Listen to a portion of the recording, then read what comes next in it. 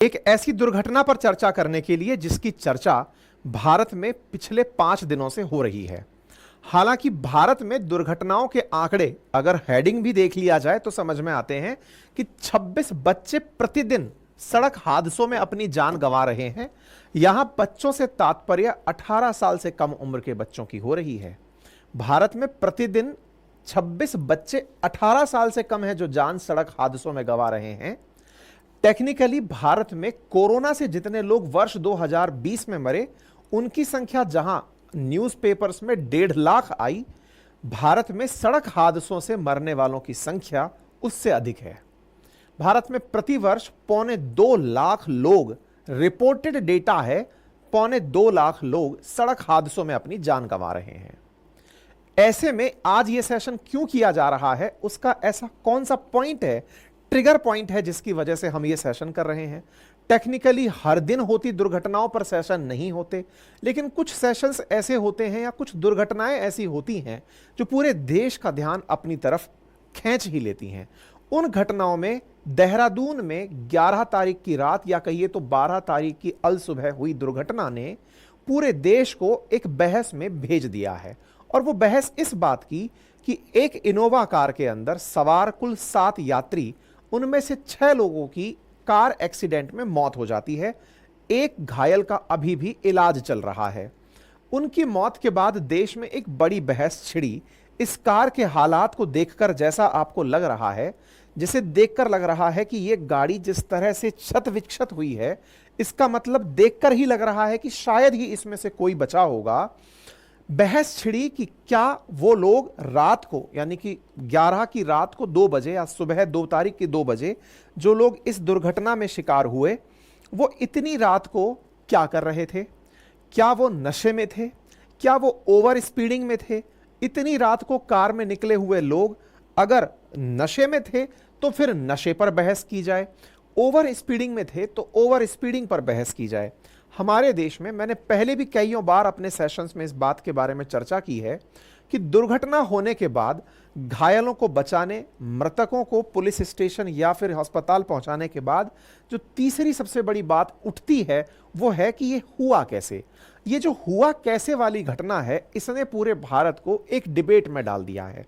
हम भी आपके सामने उन पॉइंट्स को रखेंगे और उन पॉइंट्स के अलावा जो आज की स्थिति है उस पर चर्चा करेंगे, आंकड़ों पर चर्चा करेंगे और समझेंगे कि हम अपनी तरफ से रोड सेफ्टी में कहां कम हैं, दुनिया में कहां खड़े हैं और बचने के लिए क्या कुछ किए जा सकते हैं। ठीक है, फिलहाल के लिए ये कुछ तस्वीरें हैं जो दुर्घटना की आपके सामने इमेज दिखा रही हैं। इन तस्वीरों को, जो कि देहरादून से आई हैं, जिसमें वो यात्री सवार थे जिनकी फिलहाल जिनमें से 6 लोगों की मौत हो चुकी है। ये एक नई कार थी जो कि क्रैश होने के बाद इस तरह दिख रही है कि देखकर ही बोलने वाले कह सकते हैं कि संभवतया इसमें कोई भी ना बचा हो। आगे पीछे से ये क्षत विक्षत कार इनोवा, बार बार नाम इसका इसलिए हाईलाइट हो रहा है because Toyota is much more non for its safety features. तो ऐसा इस गाड़ी में इतना बुरी तरह से जो क्रैश हुआ, यह कैसे संभव है? क्या गाड़ी अपनी नियत स्पीड से बहुत तेज चल रही थी? तो पता चलता है कि यह ट्रक के पीछे जाकर घुस गई। इनोवा इटसेल्फ एक ऊंची गाड़ी है, ट्रक की ऊंचाई के पैरेलल जाकर फंसने वाली गाड़ी है। ऐसे में इतना क्या स्पीड रही होगी, क्योंकि अगर 60, 70, 80 टाइप की स्पीड अगर किसी गाड़ी की रही होती है तो उसको इतना भयंकर नुकसान नहीं होता। इतना भयंकर नुकसान से मतलब कि शुरुआती डेंट के अलावा और कुछ नहीं होता। हेड टू हेड कॉलिजन के बाद ऐसी तस्वीरें सामान्यतया आती हैं, लेकिन दुर्घटना पर जो रिपोर्टिंग इस समय मीडिया में हो रही है उसके अनुसार यह कार आगे चलते एक ट्रक में जा घुसी थी और उसके बाद के ये हालात आपके सामने हैं। अब बड़ा सवाल यह है कि गाड़ी की स्पीड क्या रही होगी, क्योंकि हम सबके अंदर एक इन्वेस्टिगेटिंग ऑफिसर होता है जो तलाश रहा होता है कि यह गाड़ी बहुत तेज चली होगी, संभवतया ऐसा तभी हुआ होगा। अजब पहेली इस बात की बनी है कि इस गाड़ी की जितनी भी सीसीटीवी फुटेज मिली हैं, उन फुटेजेस में यह गाड़ी बड़े ही आराम से चलती हुई दिखी है। पुलिस ने इसीलिए उन अफवाहों पर सवाल खड़े कर दिए हैं और उन पर साफ इनकार किया है कि कृपया करके गलत अफवाह यह ना फैलाएं कि गाड़ी बहुत तेज चल रही थी। वहीं कुछ और ऐसी भी बहस छिड़ गई है कि यह गाड़ी जब चल रही थी तो इसने किसी और गाड़ी के साथ कंपटीशन किया हुआ होगा। कंपटीशन में एक तस्वीर में BMW कार इसके पैरेलल चलती दिखाई दी, जिसमें यह कहा जा रहा है कि जो यात्री सवार थे वो नवयुवक थे जो इस गाड़ी के नए धनतेरस पर परचेज करने की पार्टी करने के लिए इसमें जा रहे थे। हो सकता है कि वो BMW के साथ रेस लगा लिए हों। ये दूसरी बहस सोशल मीडिया पर छिड़ी थी, लेकिन पुलिस ने इससे भी किनारा किया है और कहा है कि ऐसी कोई फुटेज नहीं मिल रही है। देहरादून में जहां जहां से रोड पे से गाड़ी क्रॉस हुई है वहां बड़े ही आराम से चलती हुई दिख रही है। तो फिर बड़ा सवाल यह है कि हालात बयां करते हैं कि गाड़ी बहुत तेज जाकर टकराई थी और पुलिस मना कर रही है कि गाड़ी बहुत आराम से चल रही थी, क्योंकि मीडिया रिपोर्ट्स के माध्यम से ही ये सारी बातें आ रही हैं। इन्वेस्टिगेशन की बातें चल रही हैं, पुलिस इन्वेस्टिगेट कर रही है कि जांच करेंगे कि अल्टीमेटली हुआ क्या था, उसके बाद ही कुछ क्लेम करेंगे। एक और थ्योरी आ रही है और वो ये है कि ये लोग नशे में हो सकते हैं। और ये नशे की बात क्यों आई? क्योंकि एक वीडियो उन छात्रों का कहिए तो वो एक वीडियो सोशल मीडिया पर वायरल हुआ, जिसमें ये लोग जो सवार हैं ये एक पार्टी करते हुए दिखाई दे रहे हैं। अब ये वीडियो कब का है इसके बारे में ज्यादा तो क्लेम नहीं किया जा सकता, लेकिन इसे देखकर जो लोग कार में सवार थे वो यहां पर ड्राइव के से पहले ड्रिंक करते हुए दिख रहे हैं। तो कुछ लोगों ने सोशल मीडिया पर इसे कनेक्ट करते हुए कहा कि इन लोगों ने पहले पार्टी की और उस पार्टी के बाद में ये लोग गाड़ी चलाने बाहर निकले और देहरादून में ONGC क्रॉसिंग के पास एक कंटेनर जो सड़क के दाईं ओर मुड़ रहा था, उस दौरान बल्लूपुरा से तेज आती इनोवा हाई क्रॉस पीछे से उस कंटेनर में इतनी तेज टकराई कि उसके पर खच्चे उड़ गए। मतलब यहां पर जो लिखा है वो बोलकर और उसकी जो तस्वीरें आई वो बड़ी भयावह थी। इनमें जो मरने वालों की उम्र है वो काफी यंग लोग हैं, ऑलमोस्ट सब 25 साल से कम के लोग हैं। जो घायल है व्यक्ति वो भी अभी 25 साल का है। तस्वीरें इतनी विभत्स हैं कि वो दिखाने से ही जी घबरा जाएगा बहुत से लोगों का, इसलिए मैं उसे बहुत तेजी से निकाल रहा हूं। आने को तो वीडियो भी आया पर मैं उन वीडियोस को बहुत जल्दी चलाते हुए निकाल रहा हूं। ऐसी तस्वीरें जिन्हें देखकर सर और धड़ एक दूसरे से अलग पड़े हैं। लोगों का कुछ का कहना है कि हो सकता है किसी ने सर गाड़ी से बाहर निकाल रखा था, इसलिए मतलब सर और धड़ का अलग हो जाना ये आम घटना नहीं है। मतलब ये 60 से 80 की स्पीड पर चलने वाली चीज नहीं है। मतलब गाड़ी इतनी स्पीड में चल रही हो तो आदमी को इतना जर्क नहीं आएगा, क्योंकि ये 5 स्टार रेटिंग कार हैं जो गाड़ियां जनरली 100-110 की स्पीड पर चलने के लिए बनी है। उनमें इतना बुरा नुकसान नहीं होगा कि व्यक्ति का नामो निशान तक मिट जाए। ऐसे में ये जो तस्वीरें हैं ये बयान कर रही हैं कि गाड़ी संभवतया बहुत तेज थी, लेकिन पुलिस इस बात से इनकार कर रही है। पुलिस शब्द में बार बार क्यों कह रहा हूं? क्योंकि हाल ही में पुलिस ने इस पर इस तरह की सोशल मीडिया पर जब लोगों ने लिखना शुरू किया कि ये अल्कोहल की वजह से हुआ, कुछ ने लिखना शुरू किया कि ये ओवर स्पीडिंग की वजह से हुआ, इस पर पुलिस ने दावा खारिज किया। देहरादून पुलिस ने सोशल मीडिया पर फैल रही अफवाहों को गलत ठहराते हुए कहा कि इस दावे की जांच की जा रही है, क्योंकि जो फुटेज की जांच है उससे यह बात सिद्ध नहीं हो रही है और पोस्टमार्टम रिपोर्ट में भी अल्कोहल की बात पता नहीं चल रही है। ऐसे में पुलिस की जांच क्या होगी यह आने वाला समय बताएगा, लेकिन तस्वीरें देखकर लोगों ने अपने पूर्वाभास और कयास लगा लिए कि निश्चित यह गाड़ी बहुत तेज थी और लोग नशे में थे।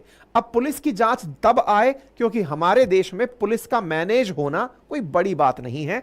पुणे के केस में भी देखा था किस तरह से एक पैसे वाले कारोबारी ने पॉर्श कार में अपने बेटे को बचाने के लिए किस तरह के हथकंडे अपनाए थे। तो लोगों का कहना है कि हो सकता है कि जो दुख में संतप्त परिवार है उसकी तरफ से पुलिस पर एक मोरल प्रेशर रहा हो, जिस वजह से वो इस बात को कि इसमें बहुत ज्यादा मतलब बैकलैशेस क्रिएट हो जाएंगे, तो हो सकता है वो इस बात से किनारा कर रही हो। खैर, हम बिना जब तक जांच की पुष्टि ना हो आधिकारिक रूप से कुछ भी बयान करने से बचें, लेकिन फिर भी एक सवाल पर चर्चा तो अवश्य करें। यह तो सत्य है, पुलिस की जांच भी आने वाले समय में यही स्वीकार करेगी जो दिख रहा है। हम लोग हालांकि ना तो इन्वेस्टिगेटिंग ऑफिसर बन के यहां खड़े हैं, हम केवल वो स्पेक्टेटर हैं जो इस घटना को दूर से देख रहे हैं कि यह गाड़ी बहुत तेज भिड़ी है और जो तेज भिड़ी है वो 70-80 की स्पीड पर इतना बड़ा नुकसान नहीं देख सकती। फ्रंटल कॉलाइड है जो गाड़ी के अंदर सामने दिख रहा है। गाड़ी के एयर बैग्स खुले हैं, यानी कि गाड़ी को जो करना था वो उसने किया। सेफ्टी के लिए एयर बैग्स का खुलना, कर्टन एयर बैग्स का गाड़ी के वो खुले हैं। इसका मतलब उससे कहीं अधिक यानी कि 125 से ऊपर की स्पीड पर गाड़ी चल रही थी। अब पुलिस के दावे जब भी हैं वो देखे जाएंगे, लेकिन एक बहुत बड़ा सवाल यहां पर आता है और वो पुलिस की बातों से ही निकल कर आता है, क्योंकि जहां पर यह कहा जा रहा हो कि गाड़ी किसी कैमरे में तेज चलती नहीं दिखी, वहां दूसरा सवाल आता है कि हो सकता है कि कुछ ऐसा माल फंक्शन गाड़ी में हुआ हो जिससे गाड़ी की स्पीड बढ़ गई हो। देखिए, जो लोग गाड़ी चलाते हैं वो इस बात से शायद मतलब कन्विंस भी हो जो अब यहां मैं बोलने जा रहा हूं। पुलिस के मुताबिक कार के ब्रेक के नीचे पानी की बोतल मिली है। अब आप में से कुछ लोग जो कार नहीं चलाते, हो सकता है वो इस बात को ना समझें, लेकिन मैं थोड़ा सा आपको एक्सप्लेन कर देता हूं। कार के अंदर, जहां गाड़ी के अंदर क्लच, ब्रेक और एक्सेलरेटर होता है, उसे आप ABC के नाम से जानते हैं। एक्सेलरेटर, ब्रेक और क्लच। एक्सेलरेटर, ब्रेक और क्लच। सामने जो स्थिति बनी होंगी जिसके आधार पर पुलिस एक नई थ्योरी की बात कर रही है, वो क्या है, मैं उसकी तरफ आपका ध्यान ले जाना चाह रहा हूं। उसके बाद जो हुआ वो तो नियति है, हो चुका है। इसमें कहा जा रहा है कि पानी की बोतल ब्रेक के पास थी, तो हुआ कुछ यूं हो सकता है कि आपकी पानी की बोतल ब्रेक और रेस के बीच में डायगनली फंसी, या फिर इस तरह से फंसी कि आपने ब्रेक दबाने चाहे तो ब्रेक के नीचे बोतल आई, ब्रेक के नीचे बोतल आई, आपने ब्रेक ट्रक के मुड़ने पर दबाए, लेकिन वो बोतल का जो मुंह था वो एक्सेलरेटर पर दब गया। मतलब गाड़ी में कुछ इस तरह से ब्रेक, मेरी ये फिंगर ब्रेक है और यहां पर एक्सेलरेटर है। अगर ब्रेक के नीचे बोतल आई है, मैंने ब्रेक दबाए, ब्रेक दबाते ही बोतल प्रेस हुई, बोतल प्रेस हुई तो एक्सेलरेटर पर बोतल का प्रेशर गया। मैं पैर तो यहां दबा रहा था, लेकिन उसने एक्सेलरेटर को पुश कर दिया, और चूंकि ब्रेक के जस्ट बगल में एक्सेलरेटर होता है, तो वो बोतल जो है वो संभवतया एक्सेलरेटर की उसी गति से स्पीड बढ़ाई हो जिस गति से ब्रेक लगाए गए हों। ऐसे में गाड़ी उस ट्रक में लास्ट मोमेंट में बहुत तेजी से जाकर टकराई हो, क्योंकि चलती गाड़ी को अचानक जब सामने ट्रक दिखा है तो मुड़ते ही ट्रक आपने ब्रेक लगाया, वो ब्रेक लेकिन फंसी बोतल के चलते, जो आपको नहीं पता चला था, वो बोतल के ऊपर पैर डालते ही एक्सेलरेटर को और तेज कर दिया। ये एक संभावना है जो कि इस बात से निकलकर आ रही है कि वहां बोतल मिली है। हालांकि यह भी एक जांच का विषय है, उसके बाद ही यह बात पता चलेगी। खैर, अल्टीमेटली जाने वाले जा चुके। आपको क्या नसीहत इस घटना से मिली? नसीहत के साथ साथ परिवार के दुख संतप्त जो परिवार के लोग हैं उन्हें क्या मिला? एक न्यूज बाहर आती है जिसमें कहा गया है कि मृतका में एक लड़की जिसका नाम कामाक्षी है, उनके पिता तुषार सिंघल ने पुलिस को बताया कि कामाक्षी ने रात में उन्हें आवाज लगाकर पूछा कि पापा आपने खाना खा लिया? तो सो जाओ, अब मैं भी सोने जा रही हूं। मतलब पिताजी को उस बच्ची ने पहले सोने का कहा कि आप सो जाओ, इसका मतलब बच्चा सुलाकर अपने पिताजी को और निकल लिया, और उन्हें यह नहीं पता चला कि कामाक्षी कब घर से बाहर गई। मतलब रात को बच्चों ने चोरी छुपे संभवतया घर से निकलने का प्लान किया होगा।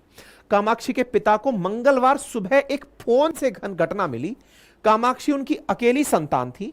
कामाक्षी के परिवार को तो यह भी नहीं मालूम था कि वह घर से बाहर गई है। उनके अनुसार तो बच्ची रात को सो गई थी।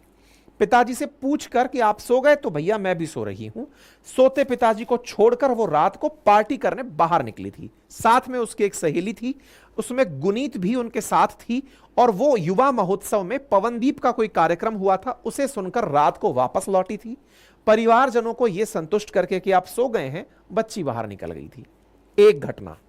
दूसरी यहां पर जानकारी है कि यहां जिसकी कार थी उसने अभी धनतेरस को ही कार खरीदी थी। ये लोग लॉन्ग ड्राइव पर निकले थे। यहां पर पेरेंटिंग का एक बहुत बड़ा प्रश्न फिर से खड़ा होता है। देखिए, हमारे देश में इस तरह की दुर्घटनाएं, जिस समय मैं आपको यह सेशन कर रहा हूं, आज की घटना भी लेकर आया हूं। ऐसी दुर्घटनाएं आज भी हुई हैं। हमारे देश में दुर्घटनाओं का आंकड़ा क्या है वो मैं बताने जा रहा हूं। यहां पर दुर्घटनाएं घंटे के हिसाब से घटित हो रही हैं। जब 2.25 लाख लोग वर्ष 2023 में रोड एक्सीडेंट से मारे गए हैं, इसका मतलब प्रतिदिन मरने वालों की संख्या बहुत 450 से ऊपर चल रही है। ऐसे में प्रतिदिन या प्रति घंटे मरने वालों की संख्या भी मतलब दहाई के आंकड़े में है। अब यह बड़ा सवाल यह है कि इन सब के बावजूद हम और आप क्या कर रहे हैं? क्या हम वाकई में सचेत हैं? अगर यहां पर एक नई बहस छिड़ती है कि बच्चों ने शराब पी थी तो क्या परिवारजन इस बात को लेकर कन्विंस हैं? क्या ड्रंक एंड ड्राइविंग का केस था? क्या ओवर स्पीडिंग का केस था? क्या कोई रेस लगाई जा रही थी? ये सब चर्चाएं घटना होने के बाद होती हैं। आंकड़ों पर एक बार नजर डाल लीजिए। जहां देश में चलने के लिए सही मायने में प्रॉपर सड़कों का अभाव है, रेंगता हुआ ट्रैफिक आजकल की बड़ी तस्वीर बना हुआ है, उसके बाद भारत में इतने एक्सीडेंट की दुनिया में भारत रोड एक्सीडेंट कैपिटल बना हुआ है। आंकड़ों में बड़े आंकड़े तो बाद में लाएंगे, पहले केवल इतना जान लीजिए कि 18 साल से कम उम्र के जो बच्चे हमारे देश में मर रहे हैं उनकी संख्या 9,489 है। यानी कि 18 साल से कम के भी बच्चे हमारे देश में मर रहे हैं। अब आप पूछेंगे साहब मर रहे हैं से क्या मतलब है? भाई उनके लाइसेंस नहीं बनते, उसमें 16 साल से 18 साल के बीच में बिना गियर वाली गाड़ी जो एक्टिवा टाइप के हैं शायद उनके कुछ एक लाइसेंस होते हैं, लेकिन उसके बावजूद यहां पर जो आंकड़े हैं वो हैं जिन्होंने जबरन अपने परिवारजनों के प्यार में गाड़ी चलाई या जिद में गाड़ी चलाई और अपनी जान से हाथ धो बैठे। मैं आंकड़े दिखाता हूं 2023 के, ये दैनिक भास्कर का डेटा है जो उन्होंने अनेक अलग अलग राज्यों से जुटाया है, वो आंकड़ा मैं आपके सामने बता रहा हूं। एक्सीडेंट तो हर साल 5 लाख के आसपास हो रहे हैं, यानी कि लोग टकराकर नुकसान गाड़ी का और अपने शरीर का कर रहे हैं। उनमें से मारे गए लोग 2.25 लाख हैं, यानी कि ये जो आंकड़ा 2.25 लाख है ये सबका, बच्चों का, बुजुर्गों का, सबका शामिल करके है। इनमें से केवल बच्चे 9489 हैं, यानी 18 साल से कम उम्र के बच्चे। तो पेरेंट्स इस बात को भी गंभीरता से लें कि उनके जो छोटे बच्चे हैं वो आपके लाड़ प्यार में गाड़ी चलाने की जो डिमांड कर रहे हैं, आप उसे किस तरह से, क्योंकि देखिए छुटपन में बच्चों में एड्रेनलिन रश बहुत तेजी से एक्टिवेट होता है। बहुत से लोगों को एक जो एंथुएना तेज गाड़ी चलाकर जो मजा आता है, जैसे जैसे उम्र बढ़ती जाती है गाड़ी तेज चलाने का जो अंदर से मन जो होता है ना वो कंट्रोल में आता चला जाता है। तो परिवारजन कितना ध्यान से इस बात को नोटिस कर रहे हैं, इस आंकड़े को जरूर देखें, क्योंकि हमारे इन सेशंस को बच्चों के साथ साथ परिवारजन भी देखते हैं। कृपया करके अपने बच्चों को बचाएं, इसीलिए हमने आज का टाइटल ये डाला है कि अपने बच्चों को बचाएं। यहां पर जो मारे गए आंकड़े हैं उनमें 2.25 लाख लोग पूरे भारत के अंदर मरने वालों की संख्या है। 2020 में कोरोना से मरने वाले जो आंकड़े हैं, न्यूज में गूगल कर लीजिएगा, 1.5 लाख सरकार ने कोट किए थे। रोड एक्सीडेंट्स में 2.25 लाख दैनिक भास्कर कोट कर रहा है। ठीक है, यहां पर गंभीर जख्मियों की जो संख्या है वो 4,62,000 है, यानी कि घायल हुए संख्या की आप मतलब ये सब लोग जो घायल हुए हैं ये निश्चित ही कुछ ना कुछ क्षत विक्षत जरूर हुए हैं। इनमें से जो तेज गाड़ी चलाने वाले हैं उनकी जो मौतें हुई हैं वो 1,17,000 है। मतलब गाड़ी के लिए एक नियत स्पीड 60 की, 80 की, 100 की, 120 की, इस टाइप से स्पीड है। साथियों, मैं राजस्थान में जयपुर में रहता हूं और मेरा दूसरा घर अलवर में है। इसके बीच में मैं इस बात को जिक्र में इसलिए ला रहा हूं क्योंकि हाल ही में दिल्ली मुंबई एक्सप्रेसवे का दिल्ली जयपुर वाला जो पोर्शन है वो चालू हुआ है, और उसके चालू होने के बाद से लगभग हर दिन एक ना एक दुर्घटना वहां हो रही है जिसमें मरने वालों की संख्या मिनिमम 1 है। प्रतिदिन की रिपोर्ट कार्ड बन चुका है उस क्षेत्र के अखबारों में। अब आप सोचिए कि एक्सप्रेसवे जो 8 लेन बना हुआ है उसमें लोग मर रहे हैं, जिसमें ट्रैफिक भी कम है। अभी कोई और दिक्कत नहीं है कि साहब कोई और दूसरी गाड़ी आकर लड़ गई या कुछ हो गया, नहीं। इस तरह के जो दीवाने हैं, जो गाड़ी को 120 हाईएस्ट स्पीड चलाने की दी हुई है, तो वहां पर गाड़ी का टेस्ट हो रहा है कि यह हाईएस्ट कितनी चल सकती है, और यह मान करके कि मेरा कुछ नहीं होगा, बस इसलिए दुनिया का देखा जाएगा। अब कोई व्हीकल के सामने कोई और दूसरा व्हीकल आ जाए, गाड़ी के सामने कोई बंप आ जाए, गड्ढा आ जाए, सड़क टूटी आ जाए, किसी को कोई मतलब नहीं। रॉन्ग साइड से, यानी कि दूसरी तरफ से कोई गाड़ी चलाकर ला रहा है, उससे मरने वालों की संख्या, ड्रंक ड्राइविंग की संख्या, मोबाइल पर रेड लाइट जंप करने की वजह से, मतलब ये जो आंकड़े हैं ये सब आपको देखने हैं। इनमें से बाइक पर चलने वाले लोगों की संख्या लगभग आधी है जो रोड एक्सीडेंट्स में अपनी जान गंवाए हैं। इन्हें कोई दूसरा भी मारकर चला जा रहा है, ये अपनी गलती की जगह दूसरों की गलती से ज्यादा जान गंवा रहे हैं। ये किसी बस के नीचे चपेट में आ गए, ट्रक के नीचे चपेट में आ गए, दूसरी गाड़ी टच करके निकल गई, ये पड़ गए। इस कारण से बिना हेलमेट लगाए मरने वालों की संख्या भी निकल कर आती है। वर्ष 2022 में सबसे ज्यादा लोगों की मौतें पिछले 5 सालों में, क्योंकि कोरोना के आंकड़े थे। लेकिन यहां देखने योग्य बात है कि देश के जो बड़े नेशनल हाईवेज हैं वहां मौतों का प्रतिशत ज्यादा है। दैट मीन्स हम में कहीं ना कहीं लापरवाही सड़क देखते ही निकल आती है। इंडिया हाईएस्ट नंबर रखता है वर्ल्ड के अंदर रोड एक्सीडेंट्स के मामले में। रोड ट्रांसपोर्टेशन में टू व्हीलर के मामले में मरने वालों की संख्या बहुत ज्यादा है। साथियों, आज जितने भी लोग कामगार बने हैं भारत की बढ़ती अर्थव्यवस्था में, जिनका कंट्रीब्यूशन बढ़ा है, जो डेली के दैनिक कामगार हैं, जो पहले साइकिल से चला करते थे, अचानक वो मोटरसाइकिल पर शिफ्ट हुए हैं। मोटरसाइकिल वाले कार में शिफ्ट हुए हैं, दुपहिया वाले चौपहिया में, चौपहिया छोटी कार से बड़ी कार में शिफ्ट हुए हैं। इस माइग्रेशन में अचानक दुपहिया की संख्या बहुत बड़ी है। जहां पहले गली नुक्कड़ चौराहों पर साइकिल दिखा करती थी, अब वहां मोटरसाइकिल दिखती हैं। किसी भी बड़े शहर में, जैसे मैं अपने शहर का उदाहरण लूं तो जयपुर में रोजाना सुबह 5 से 9 के बीच में जयपुर की तरफ आने वाली सड़क को अगर आप देखें तो उसमें दुपहिया कुछ इस तरह से चल रहे होते हैं जिस तरह से कि वो हाईवे, नेशनल हाईवे ना होकर वो बाइक के लिए बनाया गया हाईवे है। अब आप में से कुछ लोग कहेंगे नेशनल हाईवे और बाइक के लिए, क्या नेशनल हाईवे बाइक के लिए नहीं होते? दिल्ली के बीच में यमुना एक्सप्रेस हाईवे जो बना हुआ है दिल्ली आगरा के बीच में, वहां स्ट्रिक्टली प्रोहिबिटेड है बाइक का चलना। ऐसे बहुत से एक्सप्रेस हाईवेज हैं जहां बाइक का चलना स्ट्रिक्टली प्रोहिबिटेड है, क्योंकि एक्सप्रेस हाईवेज की एक हायर एंड स्पीड लिमिट होती है। सिमिलरली नेशनल हाईवेज पर भी गाड़ी तेज चलाने की एक लिमिट सेट होती है। नेशनल हाईवेज चूंकि कैपिटल्स को जोड़ रहे हैं या बड़े शहरों को जोड़ रहे हैं, वो बड़े व्हीकल्स के यातायात को सुगम बनाने के लिए हैं। लेकिन आपने भी अगर ऑब्जर्व किया हो तो आप इन दिनों इस ट्रांजिशन को ऑब्जर्व करेंगे और ऑब्जर्व ये करेंगे कि अचानक शहर के नजदीक वाले जितने भी नेशनल हाईवेज हैं उन पर बाइक्स की संख्या बहुत बड़ी है। ऐसे ही 9 बजे जिस तरह से शहर में घुसने वालों की संख्या बढ़ रही है, ऐसे ही शाम 5 बजे से लेकर 8 बजे के बीच में शहर छोड़कर नजदीक के छोटे मोटे सैटेलाइट सिटीज में या फिर नजदीकी गांव में जाने वालों की संख्या आपको सड़कों पर दिखेगी। अब आप कहेंगे तो क्या आपको इस बात से ऐतराज है कि लोग बाइक यूज कर रहे हैं? नहीं, व्यवस्था में गड़बड़ है। क्या गड़बड़ है? नेशनल हाईवेज इंटेंशनली प्लान किए गए थे कि ये सुगम यातायात को बनाएंगे, यातायात के व्हीकल्स से, सरकारी साधनों से। या बड़ा फेलियर सरकारों का है। पहला फेलियर, इस तरह के जो यात्री सुगम आना चाहते हैं इनके लिए पब्लिक ट्रांसपोर्ट क्यों ना ऐसा व्यवस्थित किया जाए कि ये लोग सुरक्षित तरीके से नजदीकी स्टेशनों से तत्काल प्रभाव से अपने वर्क प्लेस पर पहुंच सकें। वहीं दूसरी ओर नेशनल हाईवेज पर क्यों ना इनके लिए प्रॉपर एक सर्विस लेन बनाई जाए जहां से होकर के ये बाइक्स निकल सकें। और ये बहुत ही विजिबल चीजें हैं, ऐसा नहीं है कि इसके लिए कोई रॉकेट साइंस लगाने की जरूरत है। नेशनल हाईवेज के जनरली सामान्यतया बगल में सर्विस लेन का स्थान बना होता है या जगह छूटी होती है। बस पालना करानी है तो इस चीज की कि बाइक अगर चल रही है तो वो सर्विस लेन पर चल रही है।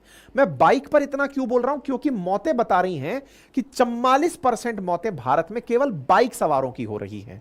उन्हें कोई दूसरी गाड़ी वाला किनारे लगा के चला गया। इंटरेस्टिंग बात, हमारे देश में जो कानून बने हुए हैं, आपको याद होगा तो हमारे देश में एक बार ट्रक वालों ने हड़ताल कर दी थी। क्यों? क्योंकि भारत सरकार ने रोड सेफ्टी के अंदर एक कानून ऐड किया था कि अगर एक्सीडेंट होगा तो एक्सीडेंट पर इतना जुर्माना लगेगा, इस तरह से सजा हो सकती है। उस पर ट्रक ड्राइवर्स ने कहा कि यह तो कॉमन चीज है, ट्रक के सामने छोटी गाड़ी का चपेट में आना, ऐसे तो कभी ड्राइवर चल ही नहीं पाएंगे। मतलब ये सेल्फ अंडरस्टूड किया गया था कि ट्रक के सामने तो छोटी गाड़ियां आती ही हैं। इसका मतलब ट्रक को तो सरकार ने परमिशन दे रखी है, वो बिल वापस लेना पड़ा या वो एक्ट, वो जो धारा थी जो लागू करनी थी वो सरकार को पीछे करनी पड़ी। पिछले ही साल की बात है, हमने सेशन किया हुआ है उसके ऊपर कि हमारे देश के अंदर ट्रक वाले हड़ताल पर जाने लग गए थे। उनका एक्सक्यूज ये था कि आप ऐसे करोगे तो हम तो सब जेल में चले जाएंगे, फिर हमको कौन बचाएगा, इतना तो हम कमाते ही नहीं है जो जेल में से जाके जमानत करवाएं। उसमें जमानत की एक रकम रखी गई थी। ऐसे में जान आपको अपनी बचानी है। सरकार से जो आपकी अपेक्षा है वो ये कि इस नियम की पालना अच्छे से हो। अभी जो फिलहाल के लिए हमारे ड्राइविंग लाइसेंस बने हैं उसमें एक बहुत बड़ा क्लॉज ये है कि थर्ड पार्टी को हमने इंश्योरेंस दे रखा है। यानी कि आपकी टक्कर से अगर किसी की जान चली गई है और आप ये प्रूव करने में कामयाब हो जाते हैं कि आपने इंटेंशनली नहीं मारा, तो आपके पास बचने के 1 लाख ऑप्शंस छोड़ रखे हैं कि सर मैं तो हाईवे पर सड़क गाड़ी चला रहा था, अब ये सामने आ गया, सर मैं क्या करूं? नंबर 1, सर मैं तो मेरी गाड़ी चला रहा था, गाड़ी में ब्रेक नहीं लगा, सर गाड़ी का फंक्शन था, गाड़ी खराब थी। तमाम चीजें हैं और लोग एक्सीडेंट के बाद बच जाते हैं। इसलिए अगर आप देखें तो फिल्मों में भी इंटेंशनली जिन लोगों को मारने की प्लानिंग दिखाई जाती है वो कार एक्सीडेंट से या ट्रक से मार के गिराने की दिखाई जाती है कि चलो भाई इसका गेम ओवर किया। मतलब हमारे यहां रोड एक्सीडेंट्स जो नेचुरली हो रहे हैं और जो इंटेंशनली हो रहे हैं, वो कानून की भी एक कमी है जिसका बहुत बड़ा खामियाजा हमें भुगतना पड़ रहा है। कानून को सरकार कैसे दुरुस्त करे, इस पर संसद में विचार विमर्श आवश्यक है। जब जब दुर्घटनाएं होंगी इस तरह की चर्चाएं होना लाजमी है, अदरवाइज हम कब इस तरह की चर्चाएं करेंगे। ठीक है, 2023 में बच्चों की मौतों की संख्या 2022 से कुछ प्रतिशत कम देखी गई थी। और तो और हमारे यहां पर चूंकि अल्टीमेटली आपने अपने अनुसार अपने व्हीकल परचेज कर लिए, आपको काम करने जाना है, राष्ट्र निर्माण में कंट्रीब्यूट करना है, आप अपना काम सही से कर रहे हैं, तो यह जिम्मेदारी सरकारों की है कि वो अपना काम सही से करें। अपने कामों में ट्रांसपोर्ट मिनिस्ट्री खुद कहती है कि सड़क के गड्ढों की वजह से हमारे यहां लोग मर रहे हैं। साहब, हमारे यहां जो लोगों की संख्या मरने की गड्ढों में है, उससे देख करके तो कई बार ऐसा लगता है कि हमारी जान बहुत ही कम कीमती है। अगर अमेरिका जैसा देश अपने एकाध नागरिक को, अभी उदाहरण के लिए इजराइल के 100 नागरिक गाजा में गिरफ्तार हैं या फिर उनके पास बंधक बन के रखे हुए हैं, उस पर वो हर दिन उनके यहां पर इतनी तबाही मचा रहा है। यहां पर गड्ढों में 5000 लोग मर जा रहे हैं, प्रतिदिन यहां पर सैकड़ों लोग मर जा रहे हैं। लग रहा है कि जान की कोई कीमत नहीं है। हां ठीक है, आप एक नंबर हुए, कल को आप में से, मुझ में से, हमारे में से कोई भी व्यक्ति अगर इस धरती पर से मिस होता है तो वो इस नंबर को बढ़ा देगा, 5001 हो जाएगा, 49 46 50 कन्वर्ट हो जाएगा। Numbers, we are just numbers. Ultimately इस भीड़ तंत्र में जब हम रह रहे हैं, जिसे हम लोकतंत्र के नाम से इज्जत देते हैं, तो लोकतंत्र में आप अपनी सुरक्षा की जिम्मेदारी भी अपने जिम्मेदारों से मांगें। गडकरी जी की अगर रील आप शेयर करते हैं, साझा करते हैं, तो उनसे ये डिमांड भी करें कि साहब जो सड़कें बनाई हैं उन पर यह काम भी आपका डिपार्टमेंट नेशनल हाईवे पर कर दे कि लोगों की जान बचाने के लिए क्या मुआवजा मिलेगा, क्या तरीके आपने अपनाए हैं और जिम्मेदारों पर आपने क्या एक्शन लिया है। Because accountability is must. अगर आपने सरकारी विभागों को यह जिम्मेदारी दी कि इस नेशनल हाईवे पर चलने से आपने यह नुकसान पाया, तो गडकरी जी जहां आप इतनी तारीफें पा रहे हैं, उन तारीफों के साथ साथ आप इस जिम्मेदारी को भी साथ में लें कि आप उन लोगों की जान बचाएंगे। फिलहाल तो यह देखने को मिल रहा है कि माल तो आसानी से पहुंच रहा है, लेकिन जान भी आसानी से जा ही रही है। आंकड़े आपके सामने हैं, ये कोई मैं खुद से पैदा करके नहीं लाया हूं, आंकड़े हजारों में हैं। गड्ढे ही हमारी जान ले ले रहे हैं। मतलब गड्ढों की संख्या मौतों के अंदर अगर देखा जाए, गड्ढों का रोल लगातार परसेंटेज के हिसाब से बढ़ता जा रहा है। इंटरेस्टिंग, सरकार खुद इन पर अपने आंकड़े जारी करके बताती है कि हां भाई इतने लोग मर गए। मतलब 1,68,491 जाने 2022 के अंदर गई हैं। यह आंकड़ा अपने आप में बताता है कि हमारे यहां एक्सीडेंट्स को मात्र नंबर्स में काउंट किया जाता है। ट्रांसपोर्ट मिनिस्ट्री जो हमारी है, सड़क परिवहन राजमार्ग मंत्रालय, बकायदा रोड एक्सीडेंट्स इंडिया की रिपोर्ट जारी करता है। आप जाकर इन आंकड़ों को और क्रॉस चेक कर सकते हैं। पुलिस ने जितने भी प्रकार की सड़क दुर्घटनाएं होती हैं उनको 20 भागों में वर्गीकृत किया हुआ है, जिनमें से शराब और मादक पदार्थ का seven, over speed, rash driving, नाबालिग चालक, वाहन चलाते वक्त मोबाइल फोन का प्रयोग, सड़क के गड्ढों के कारण ओवरलोडिंग, नींद आना, रॉन्ग साइड वाहन चलाना आदि शामिल हैं। मैं एक बहुत बड़ी बात बताता हूं यहां पर, यह चीज आप लोग भी अपने व्यवहार में ऑब्जर्व करिएगा। हाल ही के दिनों में जैसे मैंने अभी ट्रैवल करना एक्सप्रेस हाईवे से शुरू किया, मैंने पर्सनली अपने व्यवहार में एक चीज ऑब्जर्व की, और वो भी हो सकता है आपके भी साथ कॉमन रही हो। एक्सप्रेस हाईवेज पर जब आप चलते हैं, आदत तो रही नहीं, आदत तो हमेशा पी पौ वाली रही है। जैसे ही एक्सप्रेस हाईवे पर पहुंचते हैं, गाड़ी की स्पीड 120 पर क्रूज करने का ऑप्शन गाड़ी में उपलब्ध होता है। आपने 120 पर लगाई गाड़ी, अब आपको शरीर से कोई काम नहीं मिल रहा है। पहला आदमी जब आराम से बैठा है तो उसका सबसे बड़ा दुश्मन बोलता है कि मुझे इतनी देर से क्यों पटक रखा है नालायक, इसे ऊपर उठा। उसका नाम है मोबाइल। आप उसे ऊपर उठाते हैं और मोबाइल में सस्ता डोपामाइन है, रील। आपने एक रील चलाई, बड़ा आनंद आया, आप स्माइल दे दिए, लेकिन आप भूल गए कि उस रील ने आपको 1 मिनट एंगेज कर लिया। उस रील के पीछे दूसरी रील, तीसरी रील, और आप अपने घर जैसी फीलिंग उस एक्सप्रेस हाईवे पर लेने लगते हैं। आपको लगता है गाड़ी तो चल ही रही है, रोड साफ है, देख लिया बीच बीच में यूं कर करके कि क्या चल रहा है, और अचानक आपको दिखता है कि स्वयं यमराज हमारी रील बना रहे हैं, और उस स्थिति में जीवन का अंत हो जाता है। तो एक तो भैया मोबाइल का यूज ना करें, ये मुझको भी लेसन है और आपको भी लेसन है। दूसरी इंपॉर्टेंट बात, एक और चीज ऑब्जर्व हुई है और वो ये है, मेरे जैसे काम करने वाले लोग बाग, जैसे मैं अपनी तरह ही मानता हूं सब लोग काम में बिजी रहे होंगे, तो सामान्यतया हम ड्राइविंग को भी अपने तरह से करने की सोचते हैं कि 10 घंटे नौकरी कर ली, अब ड्राइव करके घर पहुंच जाएंगे। नौकरी और ड्राइविंग, ड्राइविंग इटसेल्फ किसी का रोजगार है, लेकिन आप 10 घंटे की खुद की नौकरी करके अब 3-4 घंटे की ड्राइव करके घर जा रहे हैं, आप सोच रहे हैं आप कंफर्ट में हैं।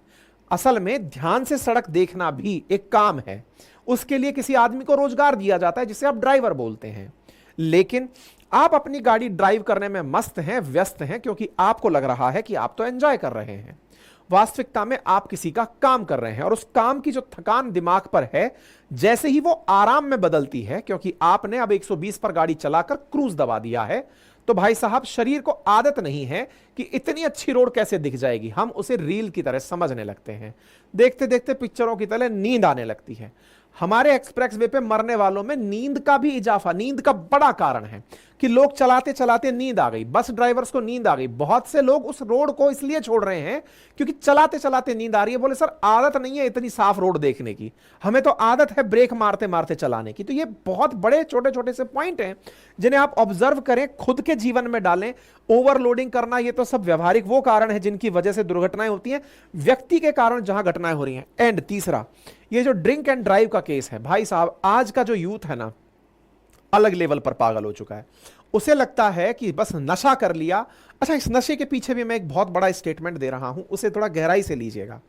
नशे के विभाग में मैं रहा हूं, मैं आबकारी अधिकारी रहा हूं। शराब बेचना राज्य का, अवैध शराब ना बिके, वैध शराब बिके, इस जिम्मेदारी को निभाने की जिम्मेदारी में रहा हूं। लेकिन आत्मग्लानि से इतना भरपूर रहा कि नौकरी छोड़ते ही पहले गंगा जी में जाकर डुबकी लगाई कि हे भगवान मुझे किस विभाग में आपने नौकरी दी थी। ऐसे में बहुत इंपॉर्टेंट पार्ट क्या है, युवाओं में इस समय शराब के पीछे का बहुत बड़ा कारण क्या बना हुआ है। आजकल हम लोगों का वर्क लाइफ बैलेंस बिगड़ा हुआ है। 2x2 के 10x10 के कमरे में 2x2 की सीट पर बैठकर हम इतने व्यस्त और मस्त हो चुके हैं कि हमें पता ही नहीं चल रहा है कि हमारे शरीर की कुछ और भी एस्पिरेशंस हैं। हम पूरी तरह से यहां से 3-4 ज्ञानेंद्रियों से चल रहे हैं, आंख से, मुंह से, कान से, बस 3-4 चीज हैं जो हमारी चल रही हैं। फिजिकल फिटनेस खत्म। ऐसे में हमें अपना जज्बा दिखाने का, यानी कि अपने अंदर की जो मर्दानगी है या अपने अंदर का जो पौरुष है कि साहब मैं तो गाड़ी तेज चला के बताऊंगा कि how enough and how perfect driver I am, बस उस स्थिति में हम अपना सारा जोश गाड़ी के एक्सेलरेटर पर दिखाते हैं। असल में वो थ्रिल आपके शरीर की है और उस थ्रिल को अब आप रोड पर दिखा रहे हैं, क्योंकि कहीं ना कहीं दिल में अरमान तो रहे होते हैं कि बेटा कुछ तो दौड़ कर दिखा। मेरे जैसे भारी भरकम लोग जो दौड़ नहीं पाते वो गाड़ी दौड़ा करके तसल्ली कर लेते हैं, मैं तो ऐसे ही मानूंगा। ऐसे में आपसे निवेदन है, शारीरिक श्रम को समय देना आवश्यक शुरू करें। शारीरिक श्रम को बार बार मैं इसलिए बोल रहा हूं कि आपके अंदर का जितना भी जोश है, अगर आप कोई भी फिजिकल एक्टिविटी कर रहे हैं और अगर आपके लिए बहुत मुश्किल है तो अपने आसपास की सड़क पर सुबह जगकर दौड़ आइए।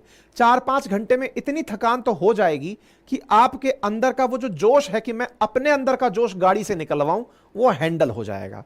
कृपया करके अपने ऊपर श्रम करने के लिए या व्यवहारिक रूप से दौड़ने के लिए समय निकालिए। और जब मैं ये बात आपसे कह रहा हूं तो खुद से भी कह रहा हूं, है ना। मैंने अपने जीवन में ये परिवर्तन कर लिया है, नौकरी छोड़ने के बाद बड़े परिवर्तनों में इसे ही शामिल किया है।